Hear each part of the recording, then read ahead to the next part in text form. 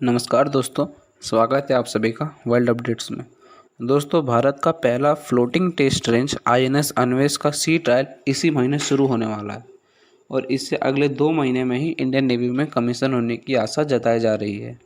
और अगर एक बार आईएनएस अन्वेष को नेवी में कमीशन हो जाने के बाद भारत भी उन कुछ देशों के शामिल हो जाएगा जो फ्लोटिंग टेस्ट को रेंज को यूज़ करते हैं।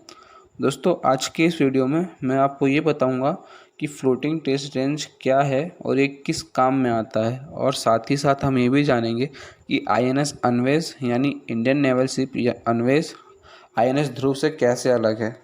दोस्तों, फ्लोटिंग टेस्ट या फ्लोटिंग मिसाइल टेस्ट रेंज एक प्रकार का शिप है जो मिसाइल को लॉन्च, कंट्रोल और ट्रैक करने में यूज़ होता है।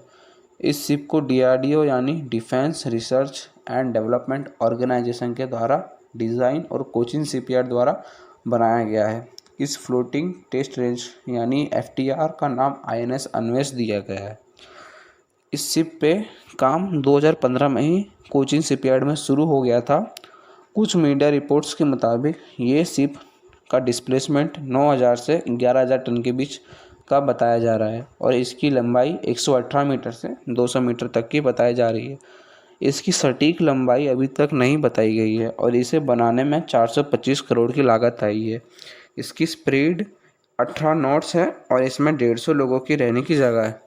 आईएनएस अन्वेष अत्याधुनिक सेंसर्स और रडार्स लगाए गए हैं। इसमें एस बैंड ऐसा रडार लगाए हुए हैं। इसमें ट्रैकिंग और टेलीमेट्री के साथ electro optical missile tracking system है। इसमें लॉन्च पैड मिशन कंट्रोल और लॉन्च सिस्टम भी है।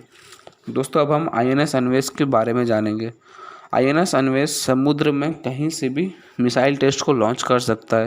यानी आसान भाषा में कहूँ तो ये एक मिनी आइलैंड की तरह है जहाँ से हमारी डिफेंस ऑर्गेनाइजेशन अपना मिसाइल टेस्ट कर सकेंगी। आईएनएस अन्वेष हमें 2 बहुत ही महत्वपूर्ण काम में आएंगे, जिसमें पहला अब्दुल कलाम द्वीप, जिसे भारत का एरिया 51 कहा जाता है, उसकी गतिविधि को छुपाने में आईएनएस अन्वेष काम में आएगा। ये द्वीप हमेशा दुश्मन देशों की निगरानी में रहता है और मुझे नहीं लगता कि मुझे उन दुश्मन देशों का नाम बताने की ज़रूरत है।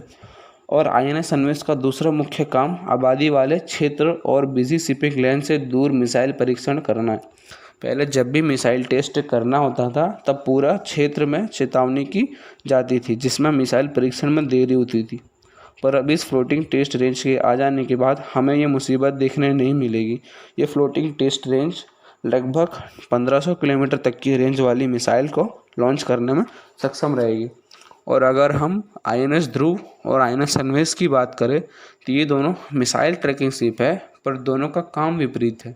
आईएनएस ध्रुव को दुश्मन देश द्वारा छोड़ी गई मिसाइल को ट्रैक और रेंज को जानने के लिए डिज़ाइन किया गया है, और जबकि आईएनएस अन्वेष को अपने ट्रायल मिसाइल को ट्रैक करने के लिए डिज़ाइन किया है। इसी के साथ हम आपको यही बता दें दोस्तों कि दोनों शिप को डीआरडीओ द्वारा डिज़ाइन किया गया है। और आईएनएस अन्वेष का अहम काम मिसाइल टेस्टिंग की गति को बढ़ाना है। ये दोनों सभी देशों के लिए रक्षा के महत्वपूर्ण है। दोस्तों, एक बार ये फ्लोटिंग टेस्ट रेंज के चालू हो जाने के बाद मिसाइल के विकास को काफ़ी गति मिलेगी और ये हमारे देश की विकास को बढ़ावा देगी। इसी के आ जाने के बाद हमारा देश प्रगति के राह पे एक कदम और आगे बढ़ जाएगा। तो दोस्तों, अब मुझे लगता है कि आपको आईएनएस अन्वेष के बारे में सब समझ में आ गया होगा, और अब इसी के साथ मैं आपसे इजाज़त लेना चाहूँगा और जल्दी मिलेंगे नई टॉपिक के साथ। तब तक के लिए जय हिंद, जय